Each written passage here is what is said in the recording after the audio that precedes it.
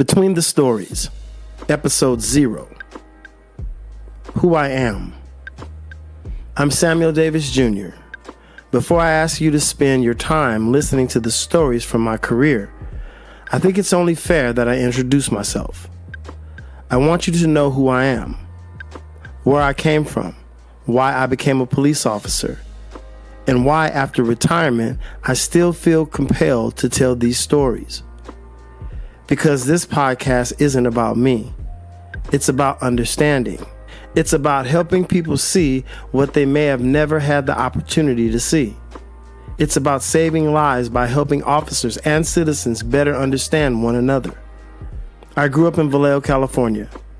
Like a lot of young kids, I spent my childhood playing outside, competing with my friends and dreaming about sports. Athletics became a huge part of my life. Baseball came naturally to me. Football taught me toughness, discipline, teamwork, and accountability. Those sports shaped who I was long before I ever wore a police uniform. Looking back now, I realize sports gave me much more than wins and losses. They taught me how to prepare, how to overcome disappointment, how to trust teammates, how to lead, and maybe most importantly, how to depend on myself. Those lessons would eventually carry me through one of the toughest professions in America. After high school, I continued playing football in college. Those experiences exposed me to people from many different backgrounds and walks of life. I learned very quickly that respect doesn't come from where you're from. It comes from how you treat people. That lesson has stayed with me every day of my life. Eventually, my path brought me to Sacramento. Before I ever became a police officer, I worked security. I also worked with young people at boys and girls' homes. For about 3 years, I watched kids who simply needed someone to believe in them. Some had difficult home lives. Some had made poor decisions. Many were simply looking for direction. Working with those young people reinforced something I had already begun to understand. People are rarely defined by the worst day of their lives. Sometimes all they need is someone willing to listen. I had no idea then how valuable that lesson would become later in my career. Then one day, the Sacramento Police Department came calling. Like every new officer, I entered the academy knowing very little about what the job would truly require. You can learn laws, you can learn tactics, you can learn procedures, but no academy can fully prepare you for walking into another person's tragedy, or standing beside someone who's just lost a loved one, or knocking on the door that changes a family's life forever. Those lessons only come with experience. Over the next 28 years, I served with the Sacramento Police Department. 17 of those years were spent on patrol. Patrol is where policing becomes real. It's the front line. Every call is different. Every person is different. Every decision matters. In a single shift, you might help reunite a lost child with their parents, talk someone out of taking their own life, investigate a burglary, respond to a shooting, or simply spend 15 minutes listening to someone who desperately needs another human being to care. Most people only see officers during a few minutes of an encounter. Officers live thousands of those encounters over an entire career. Everyone teaches something. People often ask, "What was your favorite call?" That's actually a difficult question to answer, because the calls I remember, most aren't always the biggest.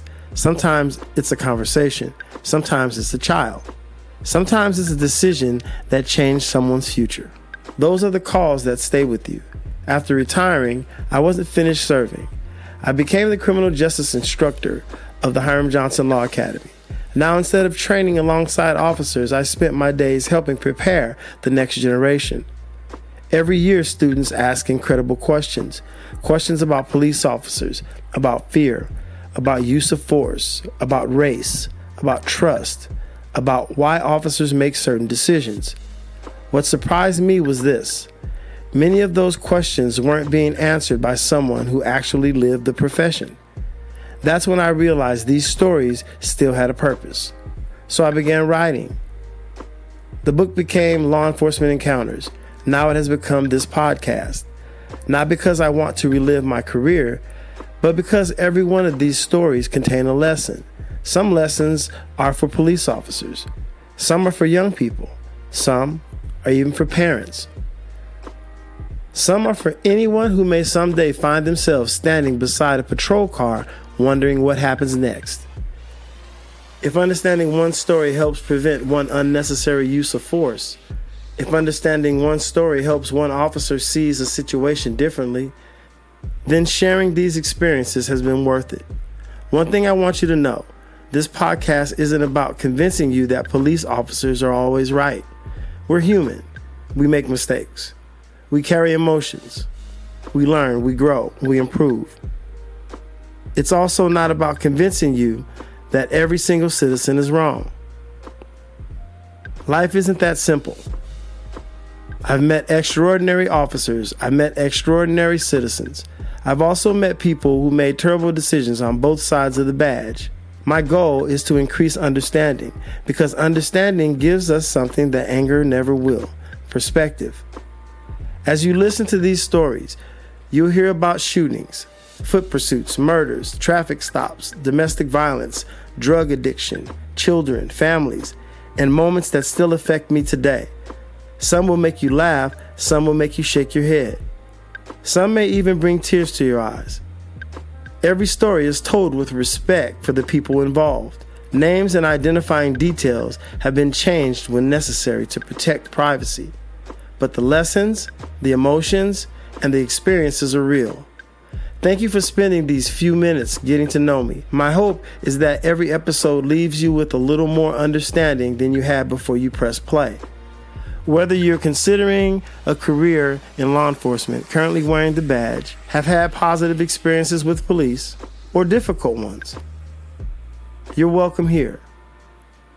This isn't about winning arguments. It's about having conversations, because I truly believe officers and communities work best when we understand each other. And if these stories save one life, help one family, or change one decision, then every hour spent writing, recording, and sharing them will have been worthwhile. I'm Samuel Davis Jr. Thank you for joining me. This is Between the Stories. I'll see you next time.